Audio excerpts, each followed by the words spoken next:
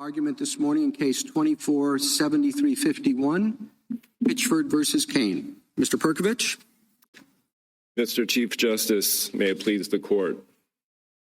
In the selection of Terry Pitchford's capital jury in 2006, the trial court grasped and conducted just two of Batson's three steps after the district attorney struck in succession 4 black citizens. Despite the state's assertions throughout the red brief, the judge never determined the credibility of the prosecutor's step 2 proffers. Had the judge done what Batson demands in step 3, the court would have considered, from the voir dire that single February morning, the prosecutor's absence of questioning about the issues and the proffer's lack of record support and irrelevance to the case. What is more, proper credibility determinations would have concerned numerous extreme bad faith findings against this district attorney in 2 Mississippi Supreme Court capital reversals published in 2003 and 2000, which held this prosecutor had fabricated prior statements to impeach 4 witnesses who were black, and in closing argument espoused 14 discrete lies about the record. Instead of abiding Batson, Pitchford's trial court careened to opening arguments. When the defense strained to be heard before the jury's impanelment, both about Batson and a fair cross-section challenge, the judge assured her 3 times the Batson objections were preserved. Yet the Mississippi Supreme Court found that Pitchford's defense failed to rebut the proffers and thus waived argument, while deeming the merely race-neutral proffers as, quote, acceptable, a pale substitute for Batson's demands, and a sidestep of the trial court's failure to determine the credibility of the 4 strikes. The trial court's unrectified failings in this prosecution, also riddled with other misconduct, yielded a jury selected with discriminatory taint, which in turn condemned an 18-year-old whose accomplice, according to the state's case, killed the shopkeeper in this botched robbery. We urge this court to reinforce the Equal Protection Clause's guarantees for defendants, as well as citizens willing to accept the awesome responsibility of jury service. I welcome the court's questions. Did trial counsel make those arguments? Mr. Justice Thomas, which arguments specifically do you... Did the trial counsel make the argument that the prosecution discriminatorily picked the jury or exercised peremptory strikes for the reasons you just stated? Justice Thomas, trial counsel made the objection timely. What was the objection? It was a Batson objection. Okay. And did the trial counsel has the burden of demonstrating discrimination, right? Justice Thomas, that's correct. So did trial counsel do that? Justice Thomas, trial counsel attempted to engage that process, which entails 3 steps in burden shifting. Unfortunately, the 3rd step did not occur in this case, notwithstanding trial counsel's effort. What do you mean by that? It didn't occur. The judge decided that it was race neutral. Respectfully, Justice Thomas, yes, that's all the judge did. But did the trial counsel offer an argument or evidence that the reasons offered by the prosecutor were pretextual? Justice Thomas, as the veneer was being released from the court, trial counsel sought to be heard on Batson and a fair cross-section issue, and was told by the trial judge repeatedly that her record was preserved. But didn't trial counsel subsequently file an affidavit indicating that she did not raise these objections? Justice Thomas, yes, that's correct. 3 years after the decision that's before the court now, in state post-conviction, an affidavit supporting an ineffective assistance of post-conviction counsel or trial counsel was authored, which hews very closely to the decisions before the court. It just mirrors what was ruled by the state Supreme Court in 2010. What the transcript shows is that Ms. Steiner's what she said is at some point the defense is going to want to reserve both its Batson objection and a straight 14th Amendment racial discrimination. Was that objection raised later on? I mean, I think that's where that's the preface to where you say that 3 times the court said you have that. And I wonder if there was some confusion between the reference to at some point the defense is going to want to reserve and the court's statements that it is, you've already made it in the record. So I am of the opinion that it is in the record. Mr. Chief Justice, thank you for that question. It allows me to clarify the sort of the goalposts on this question under Mississippi procedure. When the veneer is dismissed and the jury's impaneled, the opportunity to challenge Batson essentially ends or does end. Of course, there are post-trial motion practice that can occur. So the relevant time for this to be addressed, which the defense counsel was aware of, and that's why she strived to speak to that issue in a separate fair cross-section issue when it was still relevant for the trial court's decision. So I don't think that the defense counsel was seeking to sort of put a marker to be able to return to it, because that was the point of no return for the judge. Well, but she did say at some point she's going to want to reserve. I just wonder if that's a source of some confusion for the judge, or what we're supposed to do with that potential. Well, Mr. Chief Justice, I think if you see sort of as the colloquy goes down the page, as you pointed to, it's clear in the record 3 times. Then the judge turns to reiterating his ruling, which again is merely a step 2 ruling as to race-neutral findings. And he says, so there is no Batson violation, drawing a line under the Batson colloquy at that point, and then shifting to the other issues, meaning that fair cross-section challenge I spoke of. Could we interpret at some point from the defense counsel as an indication that she was preparing or prepared to make the showing, and she was asking the court for the opportunity to do so? Justice Jackson, yes, I think that is the fair reading and an unmistakable reading of this record. It does indicate that she was suggesting that she would like to do something. It wasn't as though she felt as though the Batson objection was already, or at least her arguments were perfected. And it sounds to me from the transcript that the trial court was cutting her off, was not giving her a chance. Yes, was maybe mistakenly saying that it had already been done. Yes, Justice Jackson, if I could pick up on that last point, I think the cold record here, and it is a cold record we're working with, of course, indicates that if you look at page 168 in the JA in terms of that initial colloquy when the Batson challenge is raised and then Miller L is invoked, the judge is sort of reflecting a disorientation to what the Batson inquiry holds, which is 3 steps. He is speaking to the race-neutral proffers that, correctly are the second step.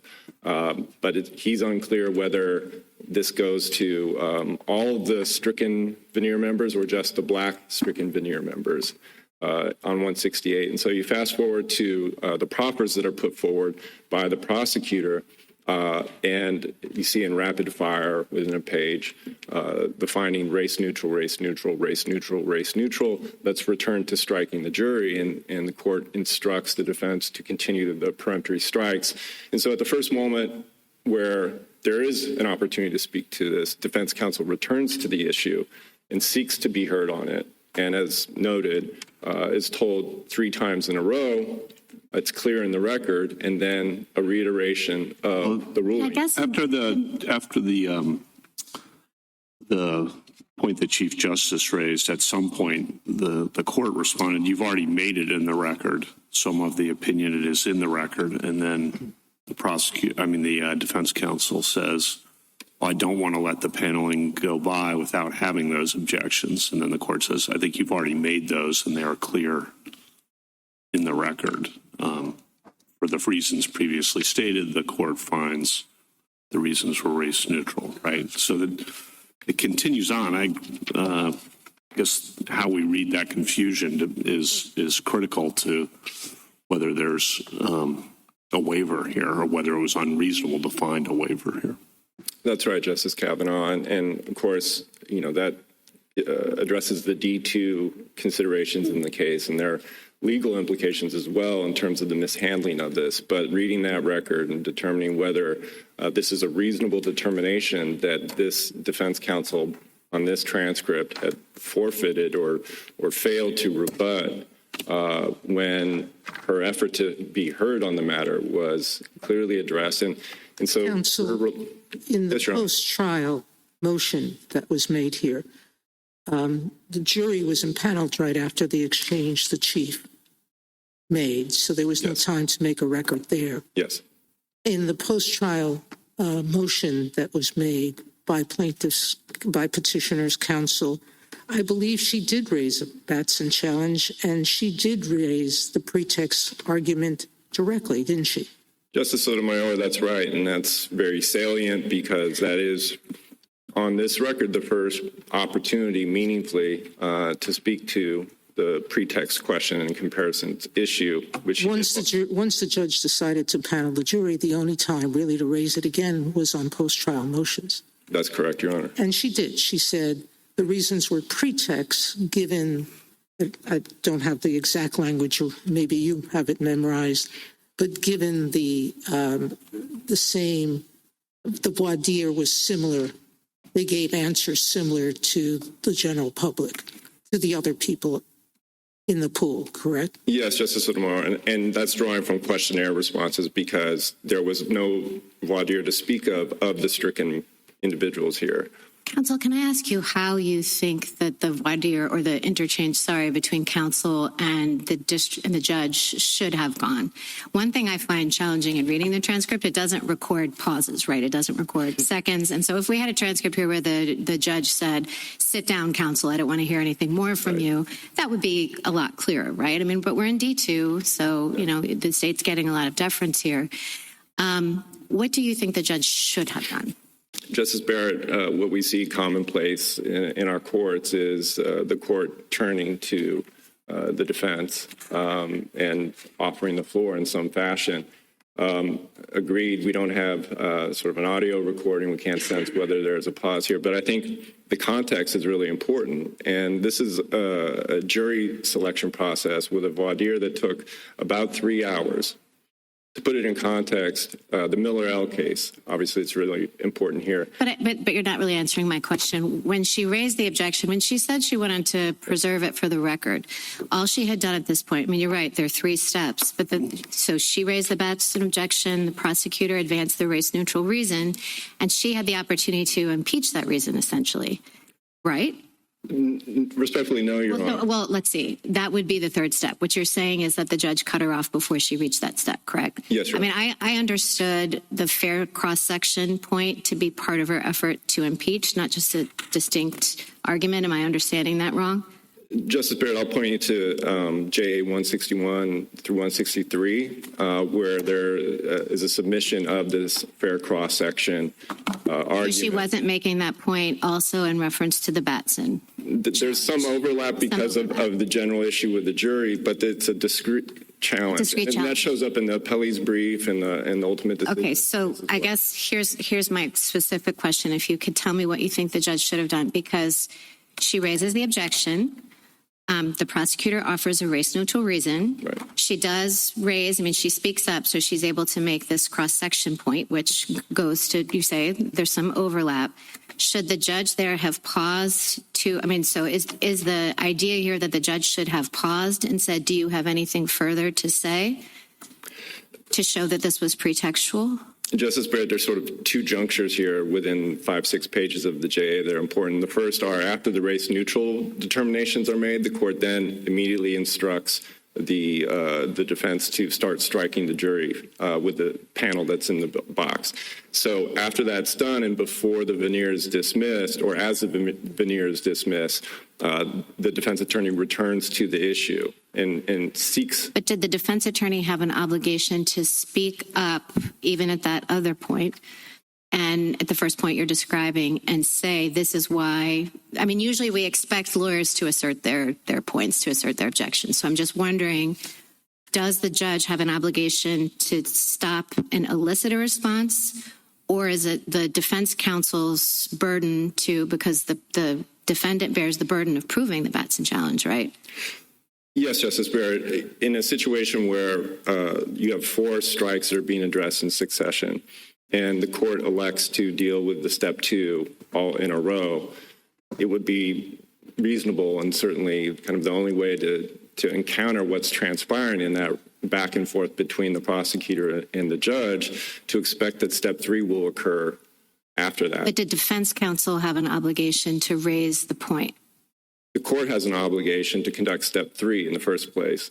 The burden of persuasion remains with the defense counsel throughout all this, but it also coexists with a parallel duty that the trial court has to make its determination. And critically, So are you returning to the argument which was addressed? The Fifth Circuit got to this point that you're saying that the trial court made no determination about whether there was a Batson finding? yes, Justice Barrett, that's what this record reflects. Yeah. Counsel, Perkovich, I think if you look at Perkett, Hernandez, and Yes. Shiner, they answer Justice Barrett's question in that the obligation is on the trial judge to make a finding on step 3, correct? Yes. And To clarify, though, I agree with that. right. I was just talking about the argument about. yes, no. And my follow-up to that was, I think what you're saying, given the transcript, is I think the judge believed he only had to find a race-neutral reason because he says that at the very beginning of this process. He says, all I have, at times, a lot of times on Batson, I just have the state give race-neutral, I'm assuming he meant race-neutral reasons, as to all. And she says, I think the jurisprudence simply states the court must make a determination on the basis of all the relevant circumstances to racial discrimination. The judge then says, I'll have the state give race-neutral reasons. And after each race-neutral reason is given, he then asks for the next one, and the next one, and the next one.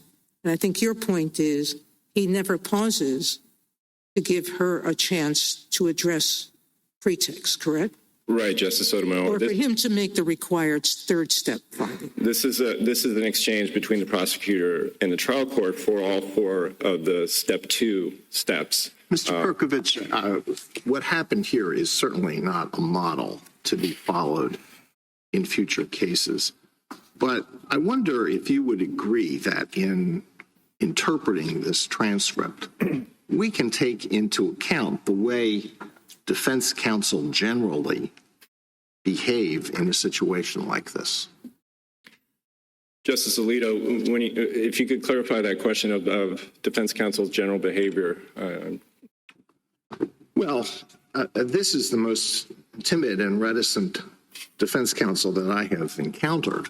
Any competent defense attorney that I knew would have spoken up. Let's take this, example. This is on 169, juror number 30. The prosecutor is called upon to give his race-neutral reasons. He says she has mental problems, according to police captain. They've had numerous calls to her house and said she obviously has mental problems. And then the court says that would be race neutral as to that juror, and nothing is said. I mean, with respect to all of these jurors, all the defense counsel I have known would be standing up and say, Your Honor, that's a pretext, and so forth and so on, to make clear that the point is driven across to the trial judge. I don't understand what happened here, unless, I don't understand it. Well, Justice Alito, I think the fact that this is sort of a 2-person conversation, very clearly from the record, and that these strikes were clustered, reflected what was going on in that courtroom with the judge just addressing the steps in succession. I think the reasonable expectation is that defense was going to be heard, and that third step just did not happen. Rather, the court instructed her to strike her panel, and she returned to this once there was that opportunity that we've already discussed. Yeah, but I know, trial lawyers have to have a certain amount of toughness, and she had every opportunity. And the judge didn't handle this the way it should have been handled. The judge should have said, okay, that's your reason. defense counsel, what do you have to say, if anything? That's what should have been done, but really, she had every opportunity to make her point, and she didn't. It's not a case where the judge said, shut up, sit down, I'm going to hold you in contempt if you say anything more. Justice Alito didn't get to that kind of pitch, certainly. However, the way this rush process occurred throughout the whole morning, culminating in the strikes, as I was starting to answer Justice Barrett, in context, the Miller L. voir dire took 5 weeks with a veneer that was 108 people as opposed to 96. So the rushed nature of this, I think, informs how we make sense of this record. Another example of how rushed this was, because I think the judge was very sensitive to the sequestered jury's hardship. The liability phase ended a day earlier than expected. And afterward, counsel sought to have a continuance of a day because their single expert was subpoenaed in Texas. The judge denied that and forced counsel to proceed without their single witness. I appreciate all of that. And I understand this was not a model by anybody's stretch of imagination. But I didn't see where the defense counsel even mentioned the word pretext to the court anywhere in the transcript until after trial. Right. And given that, could somebody read this as saying, I don't have a pretext argument? I mean, we're on, as our colleagues emphasized, we're under D2, so we're not asking, did she waive? We're asking whether the Mississippi Supreme Court any reasonable jurist could reasonably conclude that she waived the argument by not mentioning even the word. How do I help me with that? There's a fair amount to unpack there, Justice Gorsuch. I'll try with the waiver question as sort of the end of this process. So before that is a finding, determination from the Supreme Court that there was a failure to rebut. And again, the effort is to be heard. The response from the court is, this is clear in the record, and then the lines drawn under Batson, and a shift is to the other issues. So the moment of truth for that was then, and as Justice Sotomayor pointed out, in the motion for new trial, that was the first sort of opportunity in terms of the basic procedure here to speak to that, which was done. Now, the D2 point is critical here, but also there's a D1 implication in this breakdown. And help me with the D2, because that's what I'm struggling with at the moment. We have to decide whether the Mississippi Supreme Court made an unreasonable determination of fact. The determination of fact here is that she waived, or really more accurately forfeited. But it's her burden. We all agree on that, to raise pretext. She didn't raise pretext at all. Well, Justice Gorsuch, if I may, so there is a burden of persuasion that sticks with the challenger, the opponent of the strike, and that's the defendant. There's also a duty that the court has, and that's first and foremost here. I appreciate that. And that duty is twofold, and that is to make a determination, irrespective of what's pressed by the advocate. And so there is a parallel sort of decoupling of it. That is really important here. You could find no Batson violation if there is no pretext argument made, right? Respectfully, no. Actually, the cases are quite clear in that regard. If the plaintiff says, the defense lawyer says, I don't have a pretext argument, Your Honor. Well, that would be... Then there's no finding required on pretext, right? No, Your Honor. Actually... There's no Batson violation, wouldn't you? The burden of persuasion is with the opponent of the strike, clearly. And if the strike effectively expressly waives in that scenario, the court still has... We have step one. Mm-hmm. Step two comes, the government's lawyer comes up with race-neutral reasons.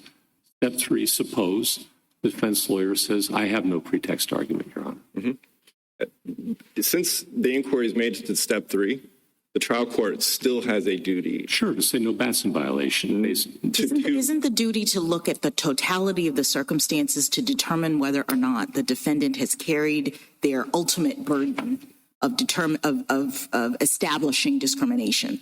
So it may be that with respect to that particular aspect of the back and forth, the defense counsel doesn't have an argument, or they say I don't have an argument. But that, I think, is not the sum total of the court's obligation to rule on the Batson objection. The defense counsel didn't withdraw the Batson objection. They just didn't make any argument with respect to pretext. To be clear, I appreciate all of that. And I appreciate that the court has to make a determination. But the court here did make a Batson determination. It said, I find no violation. Now, maybe that's wrong, okay? And I acknowledge it. It's a muddled record. But he didn't say, I find no Batson violation at the end of it. Now, maybe that's insufficient, but that's not what's before us. What's before us is was there a waiver? And help me with the D2 thing. I really want some help on that. I'm trying, Justice Gorsuch. But the key thing here is that his understanding from this record is of two steps. In other words, the equation is race neutral equals no Batson violation. It completely elides the duty he has to do two things, right? Once the case shifts to step 3, the court has to afford an opportunity for the ultimate burden of persuasion to be met and make a determination, whatever is said, in pressing that burden of persuasion. Those things exist in parallel. Because the Equal Protection Clause is implicated here, because there are concerns that are greater than the defendant's, the stricken veneer member, the public's interest. And so all of that was jettisoned here. And I think it's simply because he was unaware of it, at least in this trial. Thank you. Thank you, counsel. Justice Thomas, anything further? Justice Gorsuch asked you what would happen if the defense counsel said, I have no pretext, no refutation, no argument on pretext. And you said that there was more that the court was required to do in making the determination. What exactly is that? What do you mean by that?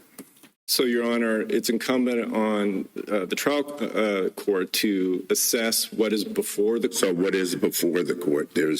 You've got the initial assertion, you've got the race neutral from the prosecutor, and you have a defense counsel who says, I have nothing. So what else is there? Justice Thomas, you have a prosecutor who failed to question on the reasons that he put forward as his proffers for these strikes.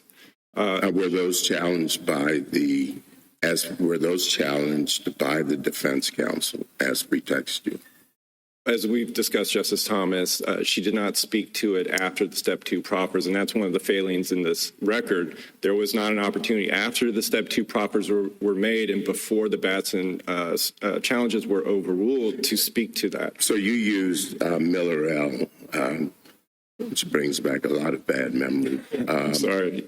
You used Miller-El as your model, but didn't the defense counsel there challenge the race-neutral assertions?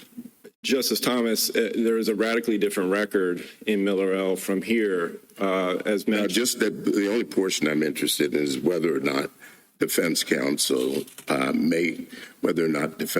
there argued that this was pretextual. in Miller-El, there were days of opportunity to address each of the strikes. There was individual voir dire of each of the stricken members. There was a Batson hearing held dedicated to this whole inquiry. Is that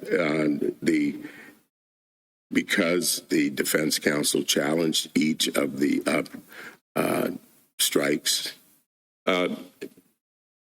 Well, no more than was done here, Your Honor. There's no question that the Batson challenge for the 4 strikes in question here was timely, never waived, never withdrawn. Let me ask you, we're focused on these strikes.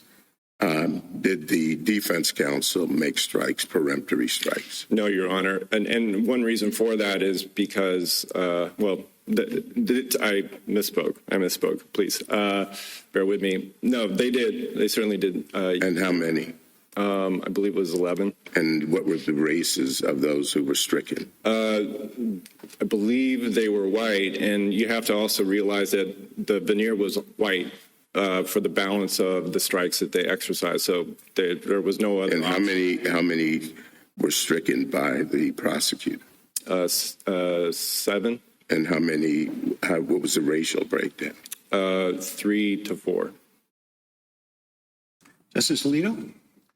Well, I want to understand exactly what you think has to happen in a situation like this. So the prosecutor, the defense counsel says, I object to the peremptory challenge of this juror. And the trial counsel turns to the prosecutor and says, what is your reason? I think the prima facie case has been made. What is your reason? Prosecutor provides a reason that's race neutral and is a reason that almost every prosecutor would find is a good reason for peremptorily striking a juror, such as here, one of the jurors, he has a brother that has been convicted of manslaughter. And considering that this is a murder case, I don't want anyone on the jury that has relatives convicted of similar offenses. So it seems legitimate on its face. Now, maybe it's not, and so then the trial judge turns to defense counsel and says, defense counsel, anything to say? And defense counsel says, nothing to say. Now, what about there? Is that, and then the judge goes on, is that a Batson violation? Justice Alito, in that hypothetical where the court actually turns and solicits input, that would probably be a waiver on that scenario. What I want to point to with respect to the proffers and, family members listed in the questionnaires as implicated in the criminal legal system, the important thing to keep in mind here is that if that was a sincere concern, it would strongly suggest there would be questioning about that, because not only are the various stricken veneer members implicated in that, but others. I understand all that. Did defense counsel have the opportunity to question these witnesses? I mean, these jurors? Yes, Your Honor. Voir dire. So the defense counsel could say, well, look, he's been very, he's happy to have these white jurors who have similar records. Then the judge has to make a finding. But if the defense counsel doesn't say anything, Justice Alito, what is the judge supposed to do? Justice Alito, my response to your last question was there was questioning during the group voir dire. There was no questioning at that point after the proffers were made. And again, very legitimate concern in principle, implications in the criminal legal system. However, if that's a sincere concern, there's going to be questioning about it. And I think if we look at Miller L., there's a classic example of why, and that is with the field strike in Miller L. Well, I understand, but your argument is that even in the example that I gave you where the judge says, defense counsel, do you have anything to say about this? And defense counsel says, no, nothing to say.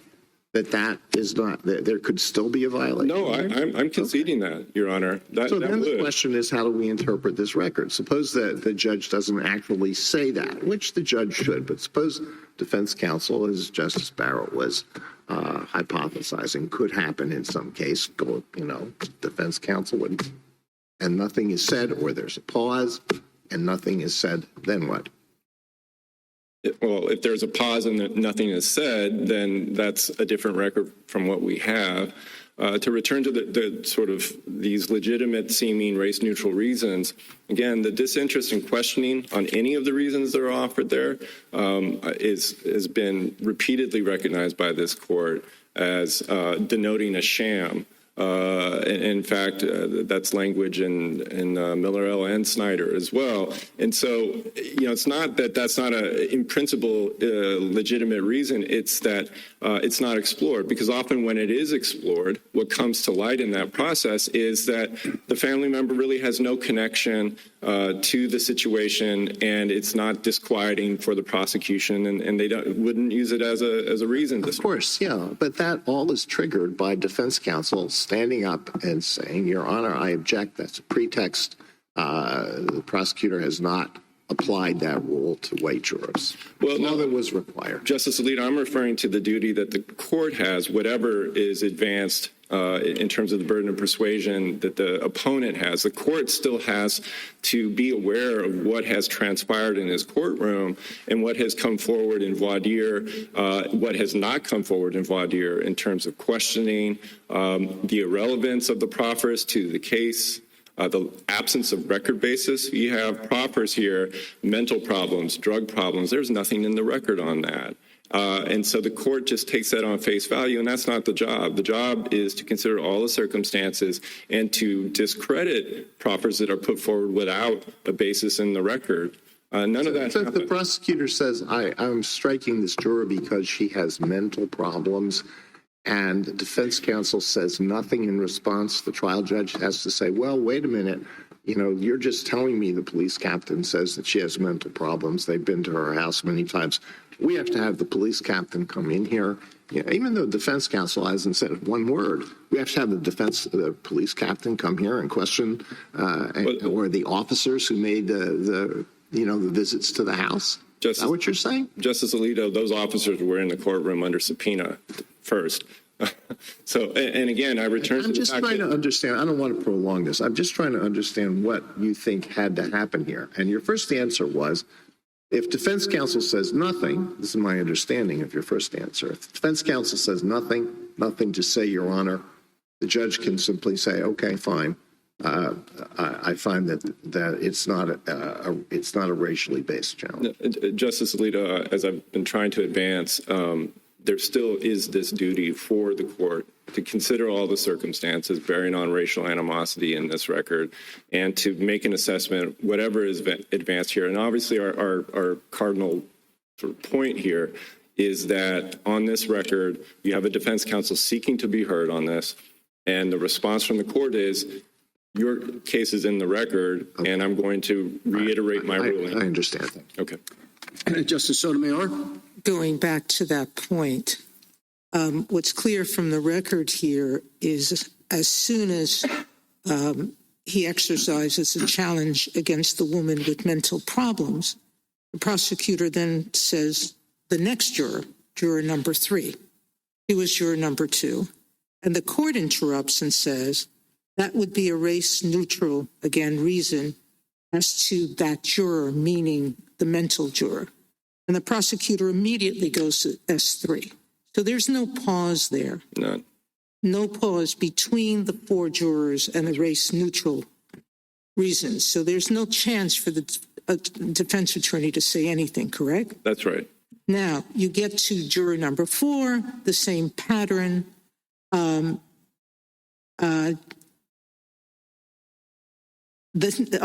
Juror number 5. And then he gets to the last juror that's being discussed and race-neutral reasons, and immediately says to her, you have to start with jury selection. That's right. Again, there's no pause to say, do you have a response? When you're saying to Justice Alito that defense counsel should have asked questions of the jurors, he was never given an opportunity, you're saying, because the prosecutor never did any voir dire of these jurors. Right. So she had no way of knowing that any of these things bothered the prosecutor, correct? That's right, Justice Sotomayor. As I pointed out earlier, the proffers were not questioned.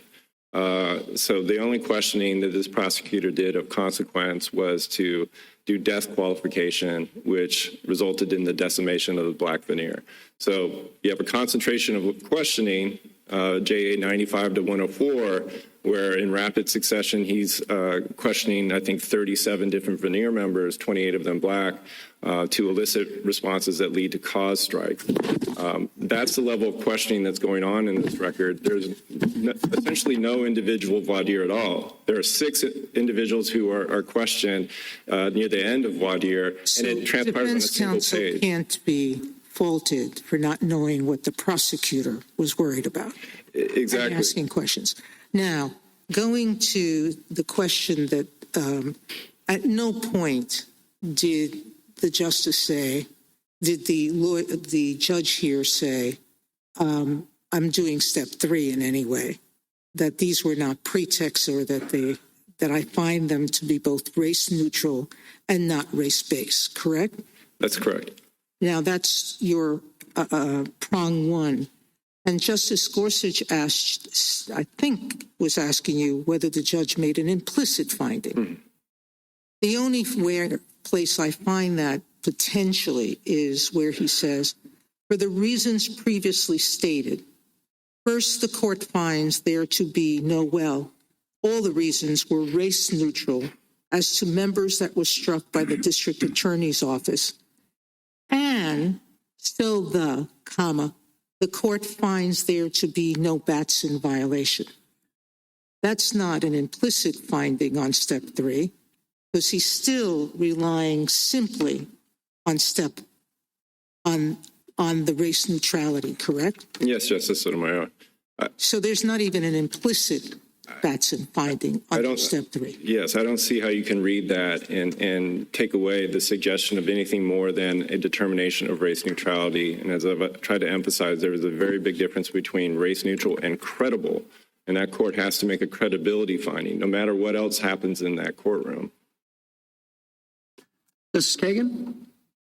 Justice Gorsuch? Justice Kavanaugh? Just on Justice Thomas and Justice Gorsuch's questions, if the trial judge had said, do you have any response? And they'd said, we have no pretext argument. That's the essential equivalent of withdrawing the Batson objection. At least that's my view. Yes. But what happened here, I gather, your position is, and what Judge Mills, the district judge in the habeas case, found was, Judge Mills said, perhaps Pitchford's counsel should have been more assertive, but the court will not fault them for failing to present specific arguments on pretext when the trial court appeared to have been resolute in its brusque determination that no violation had occurred. In other words, there was never an opportunity. Now, the question is whether that, whether what happened in the trial court was an unreasonable, whether it's unreasonable to find waiver, I guess, or how you analyze the trial record. But the point is not that the trial counsel said, oh, I have no pretext argument, correct? Would you distinguish those two things? Yes, Justice Kavanaugh. So what we have is trial counsel seeking to be heard, right, before it's too late. As the veneer is being dismissed, exiting the courtroom, the jury's about to be impaneled. That's when she's seeking to be heard, and she's rebuffed 3 times by, it's in the record. It's clear in the record there is no Batson violation. And let's turn to the other issues, the fair cross-section issue. So she's striving to be heard, and then ultimately she's reasonably relying on the court saying it's in the record. And this is in a context where she raises Miller L., which had been decided about 6 months before this trial, wherein clearly the ability to press a case on appellate review was the letter of the day. So she's relying on what the trial court is saying, that this issue's over, and the trial is moving forward, and opening argument is going to happen in a moment. What do you think about the Judge Mills' comment, perhaps Pitchford's counsel should have been more assertive? I think that first, that's a not unfair criticism. We've all seen records where there's more hurly-burly, let's say, and elbowing. But the point is that she timely raised the objection. That's her duty. There's not a continuing objection requirement. There aren't authorities supporting that. And she sought to be heard before it was too late. And then at the next moment, as Justice Sotomayor pointed out, where she could address these issues in the motion for new trial, that was done. Adequately so. It was fit for purpose in terms of the motion for new trial. So if the judge was actually concerned about these issues, he had an opportunity to take the case back before it was up on appeal. Thank you. Justice Barrett? A few clarifying questions, excuse me, about your position. One, are you asking us to revisit Ford insofar as it said that a state has the flexibility to adopt procedural rules for the assertion of Batson objections? Justice Barrett, certainly no. That I would point out is dicta, though. Ford was a case where... So you are asking us to say something different, or do you agree that states have the right to come up with rules of forfeiture even for Batson objections? Justice Barrett, certainly the implementation's left to the states. And as we've seen in Johnson versus California, where there was a step 1 issue that California had, there can be problems in that. And what we have here with respect to step 3 and this particular ruling on waiver and the failure to rebut being the predicate for that is an example of faulty implementation. But you're not challenging the state's ability to set forfeiture rules and to say that if you don't make a timely objection, you forfeited it. I'm asking you as a general rule. I understand your argument that she wasn't given a fair opportunity here. I'm not asking you about that right now. I'm just saying you don't disagree, do you, with the fundamental proposition that a state can establish procedural rules requiring the timely assertion of Batson objections? Justice Barrett, the last formulation you gave, I would agree with, sir. You would agree with that? Great. The very last formulation, though. Okay, thanks. The other question I have, it's a little bit difficult to tell at some points in your brief. I read your brief to maybe be taking the position that an appellate court has an obligation to conduct the Batson analysis, even if it wasn't made below. So, for example, that the Mississippi Supreme Court here actually had a duty to conduct the comparative juror analysis? Well, I think the first point here is that the understanding of its own law for Batson was that it could not, right, and that it was unable to consider arguments pressed for the first time on appeal, especially in a context where the first opportunity to do that was on appeal. That's a problem. And so it's that fundamental misunderstanding of this court's law in that basic gateway role at the outset of the appeal that is the first problem. So what is your position, that an appellate court has the discretion and should understand itself to have the discretion to consider it for the first time on appeal, but not an obligation to do it?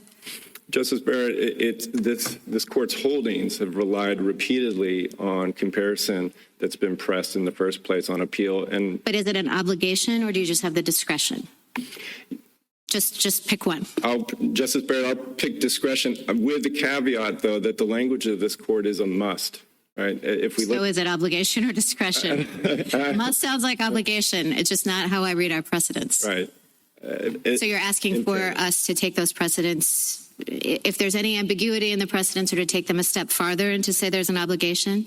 I think that the precedents have to be surmised from what the court is doing and how it's getting to the results in terms of the holding for clearly established law. And what the court has done routinely is take argument, comparative analysis that's really not viable in most trial settings and hear that on appeal in the first instance because of the concerns I was speaking to earlier. Okay.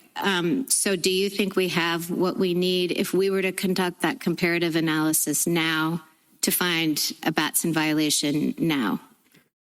I think, unfortunately, that was the ball game for the state Supreme Court. And they elected not to do that. They had, in that fork in the road, they could have taken what was submitted on appeal and make a merits decision. So there was sufficient evidence in the record on the comparative juror point, the comparative juror analysis. It's your position that the record is there, and the Mississippi Supreme Court could have, based on the record before it, or that we could now say that there was a Batson violation based on what was introduced about comparative juror analysis on appeal. Justice Barrett, yes, it was incumbent on the Supreme Court to take that comparison analysis or remand it to the trial court to conduct. But is it your position that that comparative juror analysis is sufficient, that it was there and the Mississippi Supreme Court had what it needed to find a Batson violation based on what you had? Yes, Justice Barrett, and the court had done just that in other cases. Thank you. Justice Jackson? So I'd like to get your reaction to what I hear your argument as, and I just want to make sure I've got it straight, that the making of a Batson objection at the beginning of this process actually triggers duties on both the party's parts and the court's part. So obviously you make the objection, and then we say at step one, the defense counsel has the duty to establish whatever the prima facie case is. The burden then shifts, the duty becomes the state's to offer race-neutral, non-discriminatory reasons. And then ultimately, there is a duty of the court to actually resolve the objection. So the initial Batson objection. So to the extent that people have asked what was supposed to happen here, I suppose if we're in a world that Justice Thomas posits, if the defense counsel, when we get to step three, the trial court says, counsel, and defense counsel says, Your Honor, I have no argument on pretext. Well, first of all, you would, I think, expect the court to say, so are you withdrawing your Batson objection, counsel? I mean, Justice Kavanaugh says, well, that's sort of implicit, but I think the court, because it has a duty to resolve the objection, has to be clear about whether this thing is still on the table once counsel affirmatively says, I don't have any pretext evidence. So right there, we have a problem with the court not clarifying whether this objection is still live in the world of even asking. But in the world of not asking, not asking the defense counsel whether there's any pretext evidence, you would still have the court have to resolve the objection, right? Yes. I mean, you would expect the court to say something like, hearing no evidence or argument related to pretext and seeing no basis in this record for determining that the prosecutor's race-neutral reasons were pretextual, I find that there is no race discrimination or whatnot, right? Like the court has to make a finding that indicates that it's actually resolving the objection on the basis of all of the evidence presented after all of the steps. And it seems to me that there's kind of like a problem here. The lack of clarity is a problem for the court because it suggests that the court did not fulfill all of its obligations triggered by the initial Batson objection. Does that comport with sort of what you're trying to say, at least about what the court's duties were here? Yes, Justice Jackson. Again, counsel has a duty to press the case and the ultimate duty or burden of persuasion, but that's simultaneous with the duty that by the time this gets to step 3 in the burden framework, it remains with the court to do the things that you've outlined. And the court can say there's not evidence that there's discrimination here, you haven't presented anything, et cetera.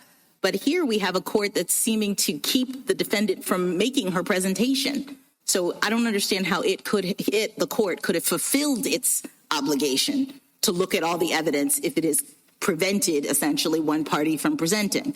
Let me just ask you another final question. I see this also as possibly a very short opinion. When we look at what Mississippi's Supreme Court said, it would go something like Pitchford's trial counsel made a Batson objection and re-raised it multiple times. Each time the trial judge reassured her that it was preserved. Nevertheless, Mississippi Supreme Court said it was waived. That's unreasonable. The end. What would be wrong with that? Not anything I can think of. I mean, we could say more because with respect to D2, obviously, there is a breakdown in that fact determination that becomes a waiver under the Mississippi rule. With respect to D1, another way to look at this is a case that I don't think this court has seen where it just sort of falls off the ledge at step 2. And so that's a D1 failing categorically. There's just an absence of that step being taken for the reasons you've outlined. Thank you. Thank you, counsel.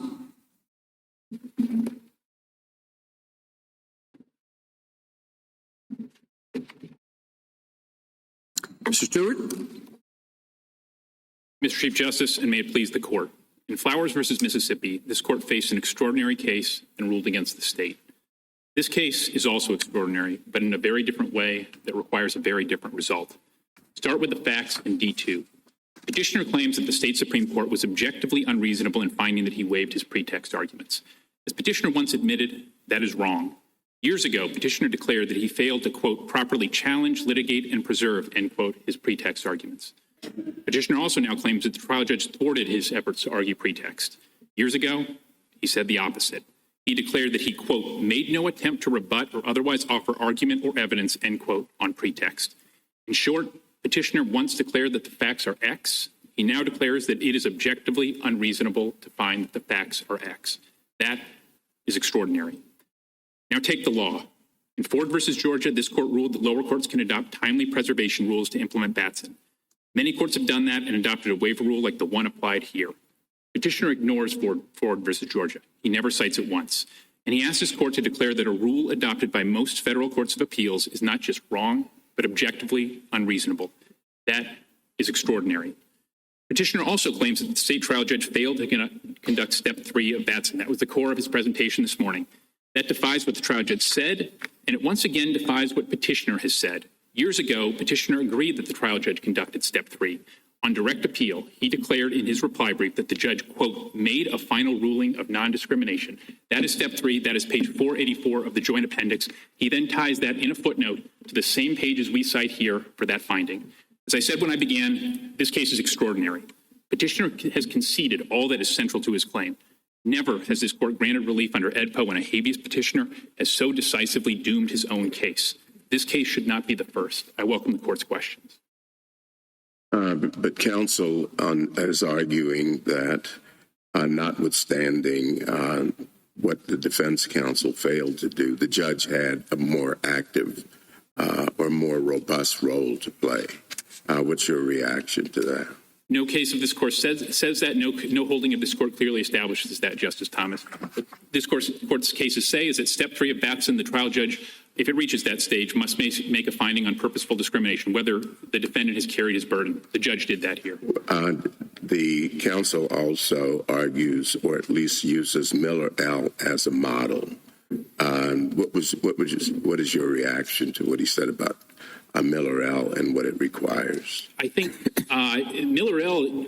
requires really no more than on federal habeas review, state courts cannot make factual rulings that are objectively unreasonable. That's all Miller L. decided. It didn't reach the validity of a state procedural rule. It didn't rely or cite or overrule or even touch Ford versus Georgia. Didn't reach any of those things at all. How would petitioner here have preserved under Mississippi law would not have waived these claims under Mississippi law? I think it would have been quite easy, Justice Thomas. I mean, he could have said for each of these challenges, it would have just been 2 or 3 sentences. Perhaps for Mr. Tillman, just 1 sentence. I mean, for Ms. Lee, who was late, he could have said, Your Honor, I mean, other jurors were late. You just refused to strike her for cause, and there's no evidence of mental problems. That should be explored. That would have preserved and unlocked the panoply of arguments that he later made about her in comparisons on appeal. He could have easily done that. But didn't the court say it was preserved? I mean, she was obviously saying, I would like to make my record with respect to the Batson observations. So the Chief Justice points out, she says, at some point, I would like to do that. So you just articulated the kind of thing you would have expected her to say, and I'm trying to figure out when she was supposed to be, or given, when she was supposed to have that opportunity. Sure. At page 169, at page 170, at 175, 176, she could have said that anywhere there, Your Honor. You mean when the objections were happening? Oh, yes. Did she have to? Could she have done it after all of those objections were lodged? Sure. She had to do something. But when she went to do that, when she tried to do that, she said, at some point, I'd like to do that. And the court said, you've already done it. So whose mistake is that? He did not say you've already done that, Justice Jackson. What he said was you preserved your Batson objection. He said, I think you've already made those and they're clear in the record. And that's after this another sentence where she adds, she doesn't just say at some point. She then says, I don't want to let the paneling of the jury go by without having those objections. And the court says, I think you already made those and they are clear in the record. For the reasons previously stated, the court finds there to be all the reasons were race neutral as the members that were struck by the district attorney's office, and so the court finds there to be no Batson violation. Right? She's trying to make the objections right there, and he says you already made them and there's no Batson violation, and he makes a legal error in the course of that by saying because they're race neutral, there's no Batson violation, which of course is not the correct inquiry. I think you would acknowledge. I think so. Two responses on. So right there, she's trying. I think. I mean, she could have been more assertive. Judge Mills. So your opening, was forceful. Judge Mills is a very experienced district judge. He'd been a former Mississippi Supreme Court justice. He knows what he's doing. He read the record entirely differently than you did. And he pointed to this part right here where she's trying, I think, we weren't there, we don't have an audio recording, to make the objections, and the court says you already made those, they're clear, and the court finds there to be no Batson violation. I don't know. At that point, she could have said, well, you're wrong, Judge, I get that, and Justice Alito has good points on that, but Seems pretty clear at that point. Well, Your Honor, I mean, she preserved her objection. She didn't preserve the pretext arguments, which are different than making a prima facie case or the objection itself. Comparative juror arguments are very different in response to the state's reasons than simply making a prima facie case. And she didn't raise those. You don't think at that moment right there she's not prepared to do that? I mean, not at all, Your Honor. I mean, the very next page, on page 170. He says there's no Batson violation per se. I don't know. I mean, that's where Judge Mills says perhaps she could have been more assertive. And I take that point, and that's why this is hard. Well, I think, and this would get back to, I think, you think framed it correctly earlier, Justice Kavanaugh, where you said, look, is it objectively unreasonable? Is D2 met? And I think the ways we know that are a number of them. First of all, Ms. Steiner speaks only from page 158 to 176 of the transcript. During that time, she at least 5 times inserts arguments or objections without any prompting by the trial court. There's this talk about, are there pauses in the trial court? There are no indication of pauses in here, yet 5 separate times, in addition to all the arguments she makes, she inserts herself. I mean, that was the Batson objection. There's no indication that the judge paused, looked at her, and said, will you make a Batson objection? She inserted that. She inserted the bench conference. I'd close the point by noting at page 176 that the judge then did allow her to state the composition of the jury, her assertions about the composition of the county. And, so she had an opportunity to add more, and that's all she added was bare numbers. Then we look at the post-trial motion. Even when she had days and days, all she came up with, and this was belatedly, it was the amended motion for a new trial, belatedly comes up with one sentence that points the judge to nothing about these comparisons. Well, that's in the course of... Go ahead. I mean, I think you made the point that she didn't do very well, that she could have done a lot better than she did. But that's really not the question before us. The question is whether she's waived her objection. And 3 times she's told by the court that the objection has been preserved. So you're right, General. She should have said a lot more stuff. She should have been more assertive. But the only question before us is, did she waive her objection when 3 times she's told by the court, your objection is in the record. I hear you. And this is critical, Justice Kagan. The Mississippi Supreme Court did not hold that her objection was waived. It held that her pretext arguments were waived. That's slicing the baloney very thin. It's not, Justice I'm Graves sorry, General Stewart. My apologies. Here we are, after the prosecutor has done all his, here's my race-neutral reason, here's my race-neutral reason, and then the defense counsel says, I'm not persuaded. I need to say something about this. I still have an objection. Well, at that point, of course she's objecting to the ultimate finding. I mean, this is after the prosecutor has given all his race-neutral reasons, and she's still objecting. So what could she be objecting to at that point? I agree. She must be objecting to the fact that either the race-neutral reasons aren't credible, or they're pretextual. That's what she's objecting to. But there's no other way to read the context of this colloquy without saying that at that point she's objecting. She's saying what the prosecutor gave you wasn't enough. I agree that she is maintaining her Batson objection, Your Honor. I don't agree about the comparative juror pretext arguments that she made no suggestion of making despite many opportunities to do. I think you're arguing this on the merits. I think you're saying she didn't say enough to allow the court to find for her. But that's not the question before us. The question before us is whether the state Supreme Court was right when it said she waived her argument. She might not have presented a good argument, but she didn't waive her argument.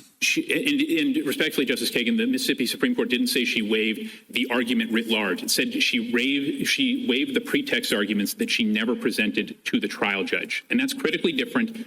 Justice Graves, in dissent, my friend in his federal habeas petition, agreed that the Mississippi Supreme Court resolved the claim on the merits. It held that the Batson pretext arguments, the comparative juror arguments that she had never made to the trial judge, that's what she waived. Well, that's what she failed. Can I just follow up on Justice Kagan's questions? After the prosecutor gives the asserted race-neutral reasons, what else could she be objecting to than that those were pretextual?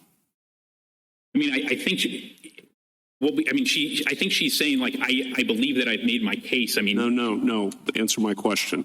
After the prosecutor is given the asserted race-neutral reasons, what else could she be objecting to other than that they were pretextual? I mean, I think are you talking about page 175, Justice Kavanaugh? Exactly. Okay. I think there she's just making sure that her objection is preserved in the record. What else? That's after the asserted, just answer my question. After the prosecutor is given the asserted race-neutral reasons, and she goes back to Batson, at that point, what else could she be objecting to other than that the asserted reasons were pretextual?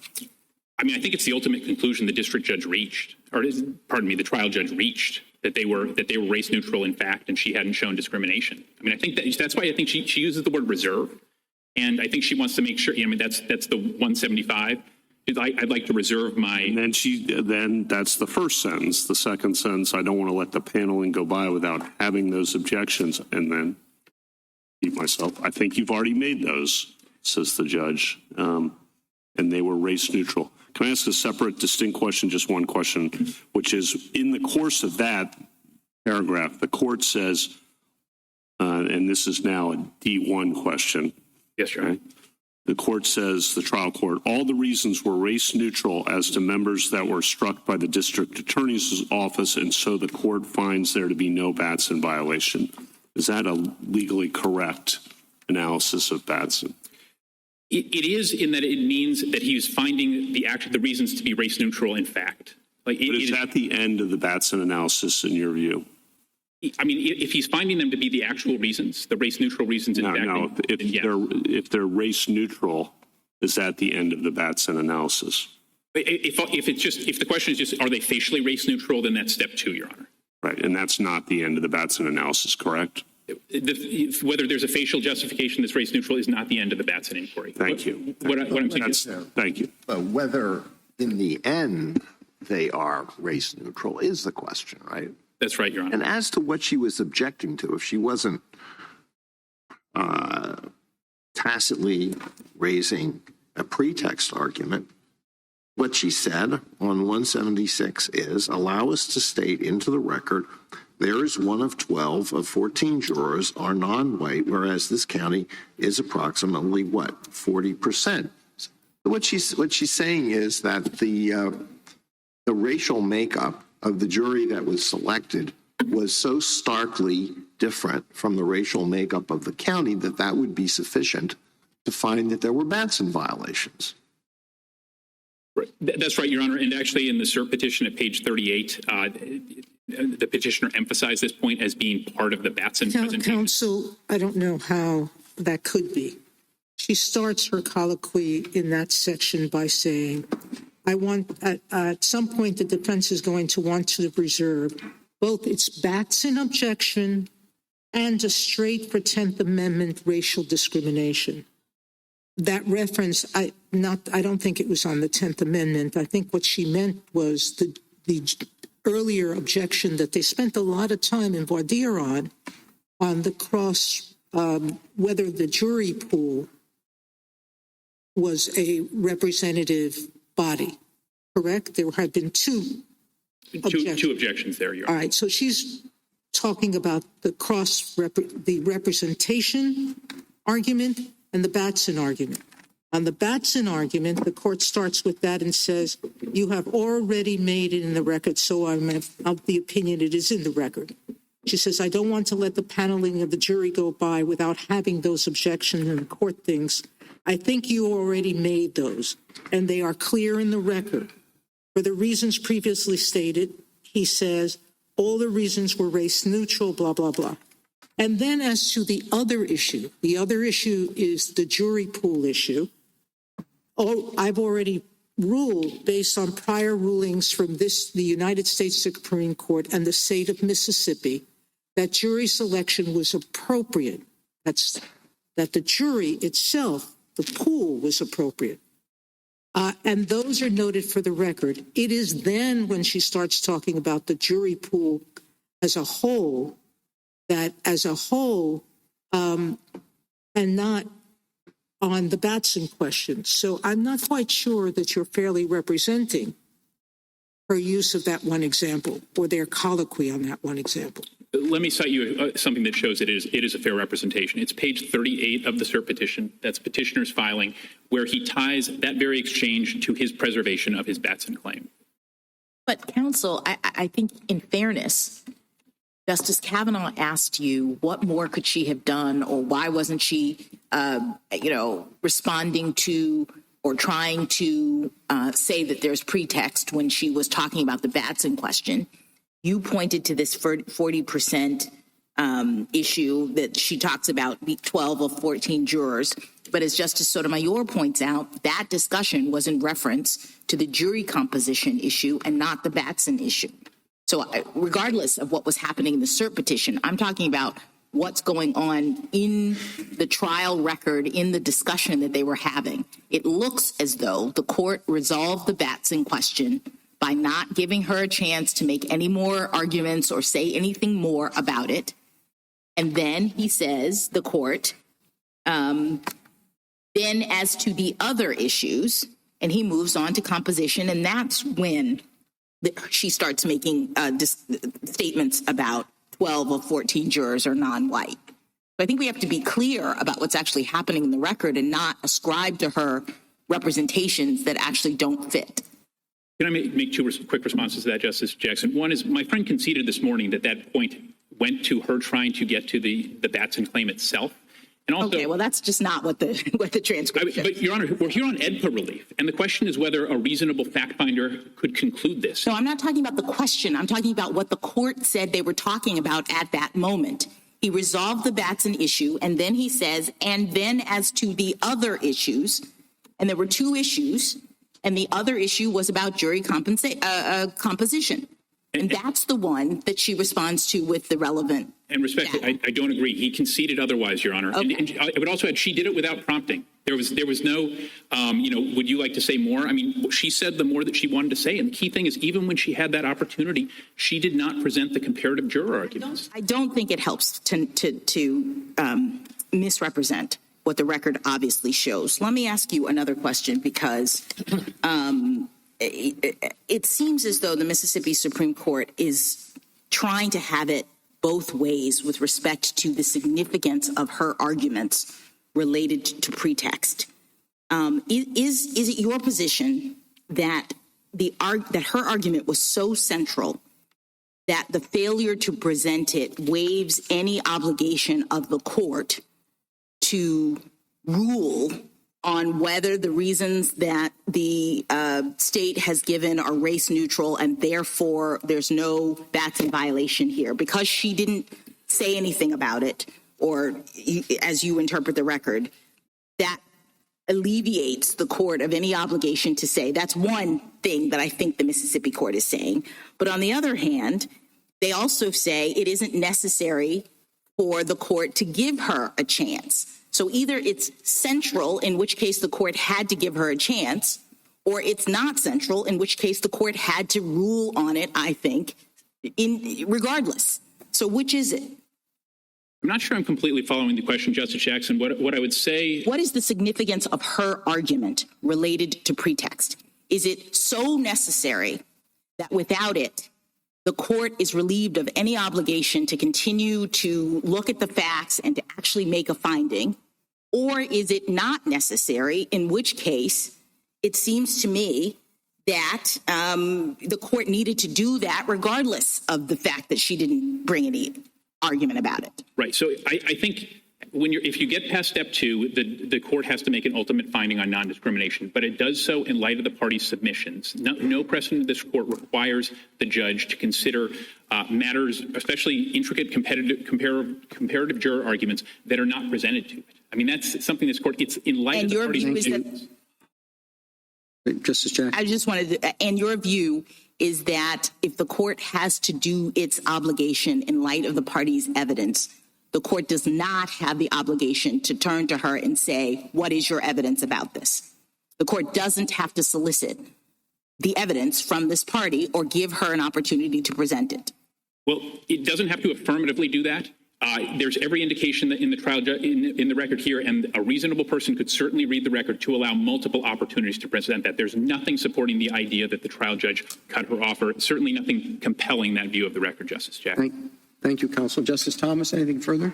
Yes, General Stewart, would you were about to discuss the role of AEDPA in our review. Much of this is being discussed as though we're on de novo review. So would you discuss what AEDPA requires? Sure, Your Honor. I think we've been very focused on the D2 piece, so I'll lead with that. But there have been various discussions about, could the record be read this way? Are there pauses that allowed her to step in? Did the trial judge actually turn to her and give her this opportunity? I heard lack of clarity. All those things mean that the petitioner can't be granted relief under D2. The record has to compel a finding that the trial judge failed on some factual matter, and it just cannot possibly compel that finding. As I've emphasized, petitioner himself took a very different view of the record, and he now says the view that he took is objectively unreasonable. And I think that goes for the legal matters too, Your Honor. There has to be something objectively unreasonable here, and the record can be read certainly either of two ways. That would be enough on clear error review, Anderson versus Bessemer City. It's certainly enough for the state under AEDPA. Thank you. Justice Alito? Justice Sotomayor? You seem to be suggesting that the only way that we could overturn the Mississippi or honor AEDPA is if the district court had said to her, sit down, counsel, you made your Batson challenge, period. Anything short of that, they couldn't err in finding a non-waiver, a waiver. Given the entirety of this record, there's no. Well, no. I'm saying your argument seems to be that only if the trial court said, counsel, sit down, Batson's been preserved. I don't want to hear anymore. That's the only way that on AEDPA review we could say Mississippi made an unreasonable determination of fact. Again, given this record, that you would. Where have we ever said that a waiver has to be that explicit? Don't we infer it from evidence? Well, even if that were true, Justice Sotomayor, this gets back to what even if it's true, but an unreasonable doesn't mean that all interpretations of a record are correct. I'd like you to point me to one part of this record, one word by the court that says, do you have something more on race neutrality? But that's exactly the point, Justice Sotomayor. She has none of that. And she has multiple indications that she could have. No, the problem is that she was never given an opportunity on this record. The way the record, we can go, I'm not going to argue with you on this point. May I respond just briefly? I think I could say something helpful on this. Justice. No. I was going to ask one last question, okay? On the preservation issue, not on the preservation issue, on the comparative jury analysis on appeal,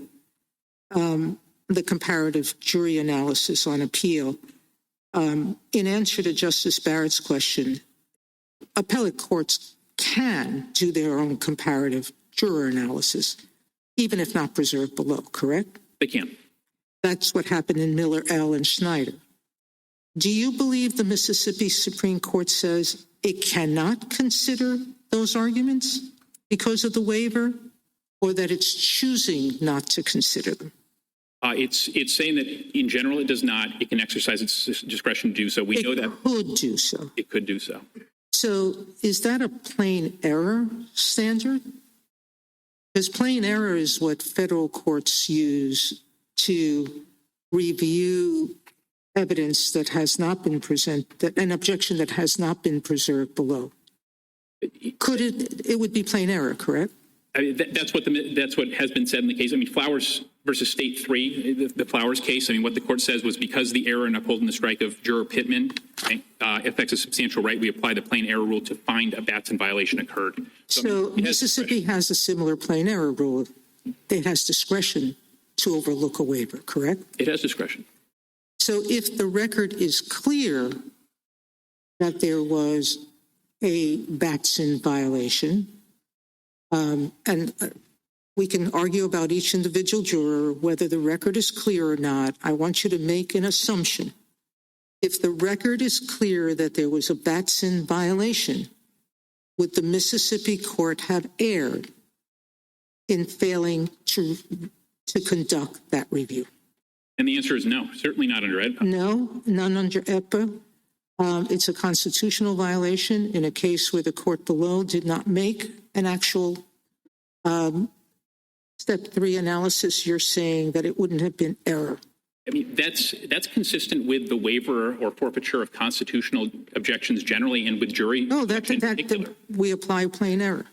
And but state courts don't necessarily have to do that. They can do pure discretion. They can do different approaches. Nothing in this court's cases bar that, Justice Sotomayor. And I mean, I would just emphasize that this is a rule that has been embraced by most federal courts of appeals, and it's one that was surely reasonably applied here. Yes, because we apply plain error. Some do, some don't. And again, you always have to apply plain error. That's not plain error is required by the rules of federal procedure. And if an objection has not been preserved, the court has to determine whether the error was harmless. And I'm sorry, Justice. Whether the error was harmless. May I respond to that one, Justice? Yes. I'd come back to Ford versus Georgia, where the court affirmed that state courts can adopt these timeliness rules. Perforce, those rules are going to block some claims, perhaps even some meritorious claims. And given that signal, it was surely reasonable to adopt this rule, which ultimately vindicates and enforces Batson itself and makes for better Batson rulings. As we do. Thank you, counsel. Justice Kagan? General, I want to take you back to the conversation that you and I were having and that you were having with Justice Kavanaugh, which is just this question of waiver, because I do believe that given the Mississippi Supreme Court decision, that's the only question before us. The question is not whether this defense counsel put enough in the record to actually prevail on a Batson claim. The question is instead whether the Mississippi Supreme Court got it really wrong when it said that she had waived her argument that there was a Batson violation. And again, I'm just staring at this transcript, and I guess as to that question, I don't really see the ambiguity in this transcript, because this is coming after the fact of the prosecutor saying we had race-neutral reasons for all of them. And she says 3 times, I want to contest that. And the court says over and over, it's in the record, it's in the record, it's clear in the record. And when a court says that to you 3 times, I actually don't believe that it's like, I'm not going to say, what can you do? I think she could have done more. I think she could have said, Judge, really, I'm not moving on to anything else until I get this out. But on the other hand, it's hardly ineffective assistance of counsel to make a different kind of choice, to say, I don't want to antagonize this judge. If he's insisting on moving on, I better move on. That probably was a wrong decision. I'll say that that definitely was a wrong decision, but that's not the question before us. The question before us is only whether she waived her objection. And how could she possibly have waived her claim that there was a Batson violation when she says it 3 times and the court says 3 times, it's in the record, you've done it. Okay, I appreciate that, Justice Kagan. I'd make 2 points. One is I really have to emphasize it's not a holding that she waived the objection or the claim. It's a holding that she waived the pretext arguments. I'm saying that what they said, the pretext argument is just a way of establishing a Batson violation. So if you keep on saying there's a Batson violation here, then you're saying there's something wrong with what the state has told you about their race-neutral justifications. And if you tell me that she had to use the word pretext in what she was saying, I'll tell you that's not the standard. And what I'm saying, Your Honor, is that she had to give the judge a chance to rule on the comparative juror arguments that she later claimed were central to her argument. She did none of that. She didn't give the judge a chance to rule. Okay, and in terms of giving people a chance, the judge is the judge. The judge has every chance in the world to rule on whatever she wants to do. The judge could have said, okay, I'll put you to it. Show me what you got. So you don't have to give the judge a chance. Well, I mean, Judge, Justice Kagan. The judge said it's all in the record. It's all in the record. It's clear. No, respectfully, he didn't say that, Justice Kagan. He agreed that the objection was in the record, and all she said was, I want to reserve the objection. And he said it's and that's what he gave her a signal to. What I'd emphasize, Justice Kagan, is... You think that the judge thought that she was only objecting in the same way she did at the very start of the inquiry that she was just making that's like a prima facie case? I mean, obviously, the judge did not think that. The judge thought that she thought that there was a Batson violation, and she said, and he said, enough. It's in the record. And here's the key point, Justice Kagan. Whenever my friend or any hypothetical needs to suggest that the judge cut her off, it always has to use words that are not in the transcript.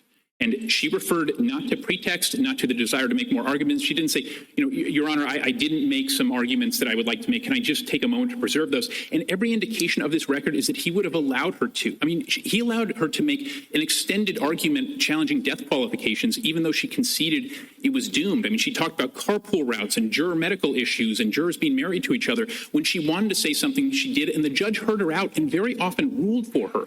And this part of the transcript, just like when the actual Batson challenges in Step 2 and Step 3 were occurring, she didn't say any of that and didn't give any indication, and she still didn't do so in her post-trial motion. So that's what I'd emphasize, Your Honor. Thank you. Justice Gorsuch? Briefly, I hope. Should you lose, what is the appropriate remedy? Let's say you lose on the D2, so there's an unreasonable determination of fact. I know you don't want to fight the hypothetical, but please don't. Very good. Okay. This court would find there's an unreasonable determination of fact, but under 2254A, of course, we can only grant a writ if we find a violation of the Constitution. So there's obviously more work to be done after we decide the waiver issue. Can you explain how that's going to proceed? I mean, I think number one, there would need to be a showing of a substantive, I think, Batson violation, potentially overcoming E1, for example, in district court. If this court or the lower courts were to think that law and justice were shown in this case to warrant issuance of the writ, I mean, I think it would go back to the state courts. I mean, this would depend if the court finds a substantive Batson violation. I think. Well, no, we're likely assume we're not going to make that inquiry. We're going to confine ourselves to what we spent the last 2 hours talking about, which is the waiver issue. Okay, and we find an unreasonable determination on the waiver issue. What more does a federal court need to do? Got it. I mean, I think, as we've said in our papers, the possible remedy in that case, when it goes back down the federal chain, would be a writ that would require release if the Mississippi Supreme Court does not in a certain amount of time undertake whatever analysis this court holds to be lacking. So if that's do a new Step 3 analysis in light of the relevant arguments, that would be the measured remedy there. I think that'd be consistent, for example, with what's appeared when, say, habeas is granted on a question of whether a confession was voluntary. You don't necessarily need to do a retrial. You just need to see if the confession was voluntary. If it is, things can stand. I think similarly here, Justice Kavanaugh? A couple things. First, I agree with you that the court does not need to do anything if at the point in the transcript we've been focused on, defense counsel had said, I withdraw my Batson objection, or having heard the asserted reasons, I have nothing on pretext. So I agree with you in that situation, but that's obviously, as we've explored, not what looks like it happened here. You said that she could have jumped in again after that colloquy on 175, after she twice raises it. But at the end of that, the district court says the court finds there to be no Batson violation. Now, again, as Justice Kagan said, could have jumped in, but at that point he said, you've made the objections, you've preserved them, and there's no Batson violation. Right? I agree with that framing because, again, made the objection, Your Honor. I think that's the critical thing. And then for why, there are two possibilities for why I think it got truncated here, which we've all explored. One is that the trial judge had a misunderstanding of what Batson required, didn't understand the third step, and that's in that sentence that I read before. Well, all the reasons were race neutral as to members, and so there's no Batson violation. Right? So that's one possibility. The other possibility, and Judge Mills in the federal habeas district court alludes to this, because Judge Mills applies AEDPA, correct? He says he does. I agree with that. Yeah, no, but he articulates the AEDPA framework. He's a very experienced district judge, then a Mississippi Supreme Court justice. He says he's applying AEDPA unreasonable. But what he says happens is it stopped after 2 steps, simply put, no state court, whether it be the majority in the Mississippi Supreme Court or the trial court, conducted a full 3-step Batson inquiry. And then he explains what he thinks could have happened. He's generous to the trial court on this, I think. The trial court, seemingly eager to proceed to the case itself, quickly deemed the reasons as race neutral and moved on. The trial court's actions, perhaps understandable and relatable to this court, speaking to Judge Mills, trying to show empathy, I think, for the burdens on a trial judge, are error nonetheless. So I think, whether the trial judge misunderstood the 3rd step or the trial judge was just, rushing it along to try to keep things moving or whatever, it just never happened. And that's Judge Mills, again, applying AEDPA, or at least articulating AEDPA. I agree with Justice Thomas completely. We have to look through the AEDPA standards here. And so I appreciate that, Justice Kavanaugh. To take the second bit first, I would come back to Petitioner's own words where he declared on direct appeal that the trial judge did decide step 3. And this is surely a fair reading of that record. That's page 484 of the transcript. And he, again, links that to the same parts of the transcript that we do in footnote 4 on page 484. And I think that's quite important. I think it shows that it's not objectively unreasonable to find that the trial judge did conduct step 3 here. Could it have used better, more clear words? I think, of course that's true. But what I think the judge was really doing was he wanted to be clear. I am finding these race neutral in fact. I think that is what he was doing. That is surely a permissible view of the transcript. And therefore, on clear error and certainly on AEDPA review, I think it is the compelled view in this case. Last question. Sorry to prolong it. Obviously focused on this. But the reason this matters is this is a death penalty case, right? And he was 17 when he committed the crime, and he did not that this is good, but he was not the shooter, correct? That's right, Your Honor. I mean, not the fatal shooter. That's right. Thank you. Justice Barrett? General Stewart, I just want to understand your answer to Justice Gorsuch on remedy. So if we think that the Mississippi Supreme Court was wrong on the forfeiture/waiver point, I don't understand how it gets back. You said something about it you said this in your brief, something about it getting back to the Mississippi courts. Wouldn't the remedy be that we send it back down below for then the federal courts to analyze whether there was a Batson violation based on the comparative juror evidence? I just don't see the route of bouncing back. It's not direct review.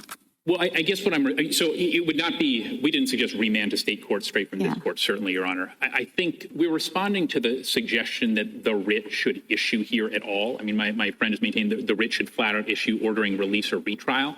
And our view is that if a federal district court is issuing the writ here, the most it can do is an order that would correct the actual violation, which by hypothesis here is not conducting a full step 3 analysis. And that could be something that is resolved by the state courts and would eliminate the constitutional. So you're saying the district court shouldn't, if we sent it back down, I agree, we did not grant cert on the Batson question, so that's not for us to decide. But if we sent it back down, you don't think that the district court, or frankly, the Fifth Circuit, I mean, he said that the court has what it needs in the record to look at the comparative juror analysis. Why couldn't the federal courts make the Batson determination themselves? I think that would also be an option. I mean, I think if you sent it back down to the Fifth Circuit and said, hey, look, you were wrong to find waiver, I mean, I think it would have everything it needs in the Fifth Circuit to just flat out rule on the Batson violation. As we said, you obviously know the merits of our position, Your Honor, on that one. Of course. Okay, thank you. Thank you, Your Honor. Justice Jackson, anything? Thank you, counsel. Thank you, Your Honor.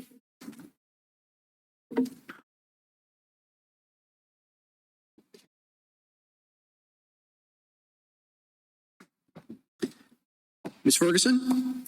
Mr. Chief Justice, and may it please the court. State and federal appellate courts routinely decline to consider claims, issues, and arguments that were not preserved in the trial court, consistent with historical tradition. The Batson context is a particularly important time to apply that rule. Whether a Batson violation has occurred is fundamentally a question of fact. Requiring parties to preserve their arguments that a prosecutor's stated reason is pretextual ensures that trial courts can consider all of the relevant information as they make the factual determination whether discrimination has occurred. And it allows prosecutors to explain their strikes and decisions not to strike when the reasons are top of mind. Justice is better served when these questions are aired before the jury is sworn, when any errors can be fixed, rather than through a cold record on appeal. The Mississippi Supreme Court did not unreasonably apply federal law or unreasonably determine the facts when it determined that petitioner failed to preserve his Batson pretext arguments in the trial court. This court should affirm. I welcome the court's questions. Well, Ms. Ferguson, would petitioner have preserved this argument, the Batson arguments, if he had been in federal court? No, petitioner would not have, I think, preserved the arguments. The federal courts would apply plain error and consider those arguments under that standard. What do you do with the points we've been talking about on page 175, where the defense seems to be looking down the road for something that's going to happen, said at some point, I'm going to want to reserve these questions. And the judge does say, you've already made those, they're clear on the record. In other words, his response, the judge's response to I'd like to reserve them is that you have. Well, Mr. Chief Justice, I think that was likely a demonstration by defense counsel that she wanted to say more, and she in fact did say more. And so that I'd like to respond to something that was of significant discussion during the state's argument, which is that reference on JA 176 to the statistics. And the fair cross-section requirement applies to the veneer, not to the selected jury. So when the defense counsel is referring to the number of Black jurors who are on the selected jury, not on the veneer, that necessarily is an argument in support of the Batson claim and shouldn't be an argument in support of the fair cross-section claim because she's talking about the selected jury. And so I think the suggestion that that was only about the fair cross-section claim and not about the Batson claim just doesn't make a ton of sense. And I think it shows that she was in fact given the opportunity to raise additional Batson arguments, and she chose not to raise any argument as to jurors. You're saying when she said at some point I'm going to want to reserve this, that was the half page of the record later? I do think that that's when she took the opportunity. And she could have said, if I may, Your Honor, I have additional arguments to make. She didn't do that either before she said I'm going to want to make or after she said I'm going to want to make. In the federal courts, they already have plain error review, and counsel for the state tells us that the state also has the discretion to consider a plain error, correct? That's right, Your Honor. All right. So if the juror comparison is clear from the record that there was a Batson error, that could be reviewed and should be reviewed by the Mississippi court, no? Well, I think 2 points on that. One is, just the existence of an error being plain is not sufficient to make mandatory plain error review. And so under state law, the state court had discretion to consider that argument or not, depending on the other prongs. If a step 3 analysis was never done by the court, how could it not be an abuse of discretion to fail to have done it by someone? It's a judicial obligation to do a step 3. It is a judicial obligation for the court to engage in step 3, but I don't think it's an accurate depiction of the record to say that the trial court here did not make a step 3. I know we're going back and forth on that point. And I'd add one more response on that. Oh, go ahead. I'd add one more response on that as to the existence of a step 3 finding here. And that's in this court's decision in Perkovich. The court said that the state court had found at step 3 that the prosecutor was not motivated by discriminatory intent. And the way the court describes the facts in that case is that the state trial court, without explanation, overruled respondent's objection and impaneled the jury. So I think that's very similar to what happened here. And the court found that there was, in fact, a step 3 finding, even though there was no explicit, I find the prosecutor's stated reasons to be credible. How could there be a step 3 finding if usually that's evaluating whether the race-neutral reason is the true reason or whether instead it was pretext? If there has been no argument that it's been pretext, how could there be a step 3 analysis? That's point 1. And then point 2, Judge Mills, who evaluated this, the federal habeas court, flat out said multiple times it ended at step 2. Well, Your Honor, I don't think that Judge Mills was right to say that it ended at step 2. And I know you pointed out earlier the state court's line that all the reasons were race neutral. I think that saying all the reasons were race neutral, to Justice Alito's point, demonstrates that the trial court, at least implicitly, had found those to be the actual reasons. You don't have a situation where the trial court said the prosecutor stated race neutral reasons, and so we find there to be no Batson violation. That would look like a state court that was misunderstanding what Batson requires at step 3. If the state court said that only stating race neutral reasons was sufficient. But here you had the state court say all of the reasons were race neutral. And I think that's enough, particularly given what this court found in Perkovich, to show that there was an implicit credibility finding there. What about the court saying all of the reasons were race neutral, and so the court finds that there to be no Batson violation? Justice Jackson, I think the answer is the same, and that's because, again, if the reasons are race neutral, that implies that those are the actual reasons, and that's distinct from saying the prosecutor has stated. But isn't that collapsing 2 and 3? I mean, 2 is race neutral reasons, 3 is are they pretextual? And we've said you aren't supposed to collapse those 2. So your argument just did so by saying if you have 2, then you've satisfied 3. Justice Jackson, no, I don't think that that's our. You didn't just say that if they're race neutral, then that means they are the real reasons? I think if the actual reasons are race neutral, so not whether the stated reasons are race neutral. If the prosecutor has merely stated race neutral reasons and the trial court doesn't credit those reasons, or if there's any reason to believe that those are not the real reasons that the prosecutor exercised the strikes, then you could have. There's also a more complex way of looking at this that Miller L. brings up, which is not reason by reason, but sort of the comparison.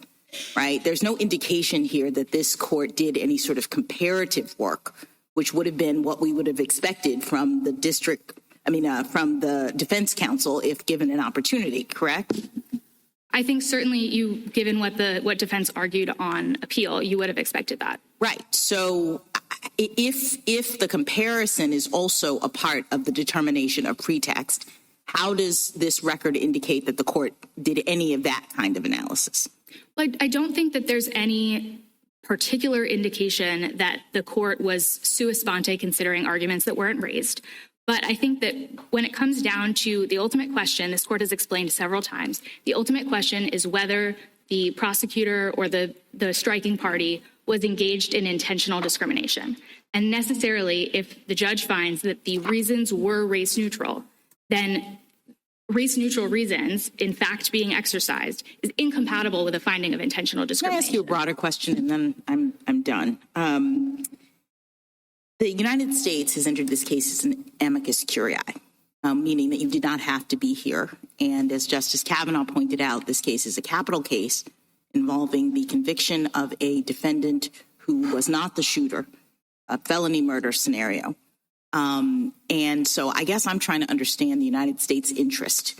Your brief doesn't really pay a lot of attention or devote a lot of time to defending the actual conviction. So what is the principle that you are seeking to have upheld in this case, in which it's clear that the defense counsel said several times, I have a Batson objection, and tried to preserve it in the court, if anything, misled her into believing that she had preserved it by saying it's in the record? Why is the United States interested in being involved in this case?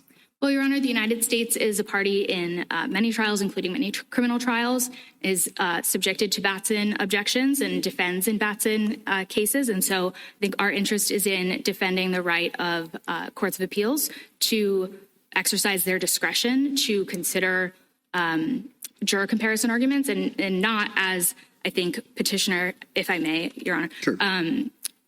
Not as petitioner argued in petitioner's brief, although it seemed to walk away from today, adopt a rule that appellate courts must consider juror comparison arguments when they are raised for the first time on appeal. Thank you, counsel. Justice Thomas, anything further? Justice Alito? Justice Kagan? Ms. Ferguson, I want to go back to what you were saying before, and I'll grant you something. I'm going to assume your view that the judge here did not collapse stage 2 and stage 3, and the judge understood what he was doing, and that the judge made a determination that there was no Batson violation, the determination that you would make at the end of the day.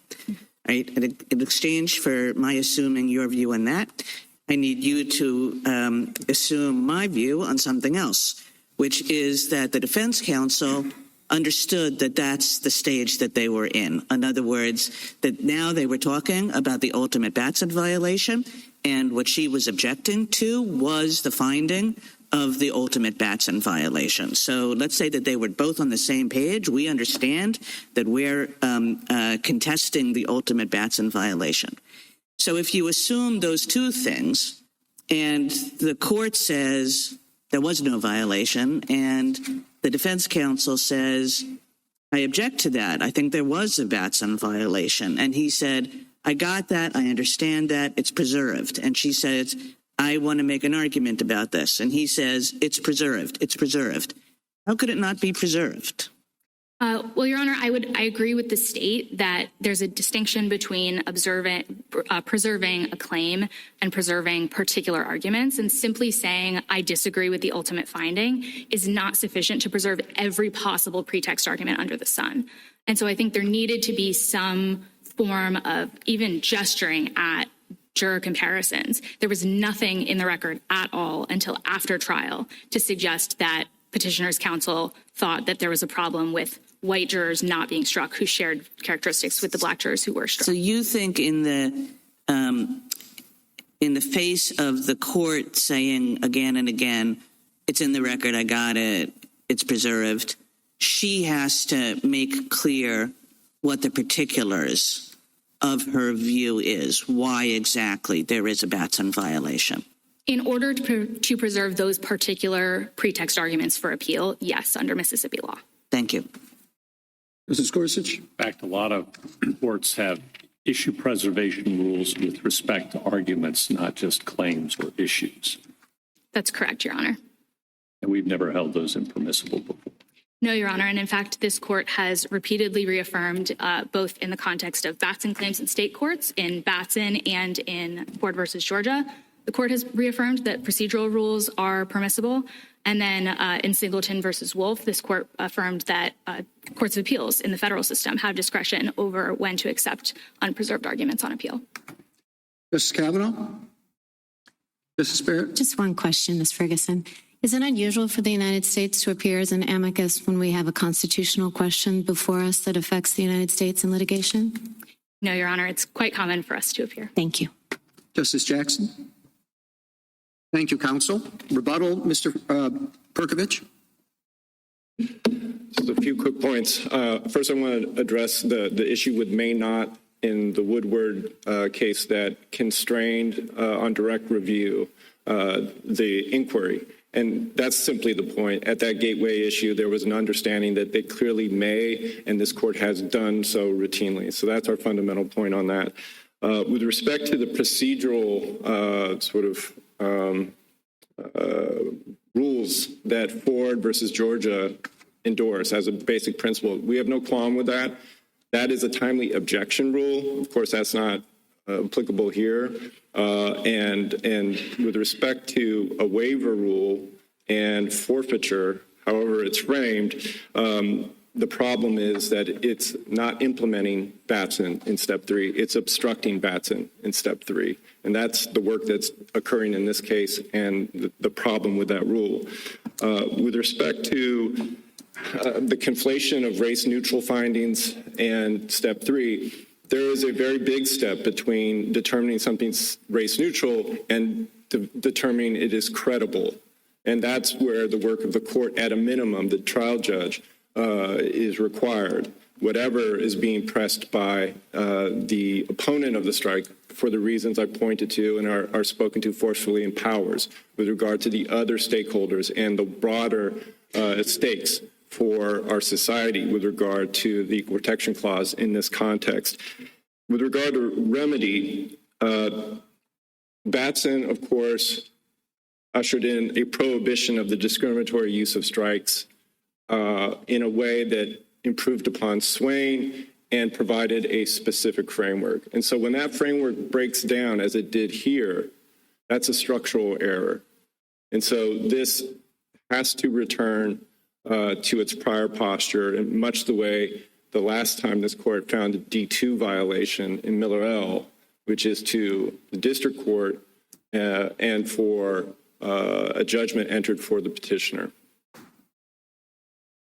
Thank you, counsel. The case is submitted.